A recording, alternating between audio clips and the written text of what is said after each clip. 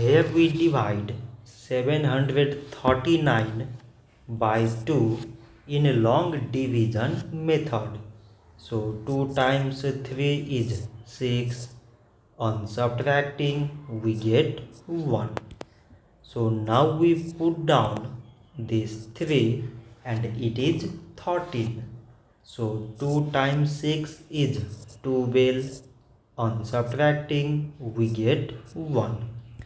So again we put down this 9 and it is 19. So 2 times 9 is 18. On subtracting we get 1. So now this 1 is less than 2 and there is no other number to put it down.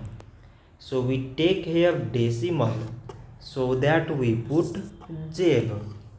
So it is 10 and 2 times 5 is 10. On subtracting we get 0. So 739 divided by 2 is 369 decimal 5.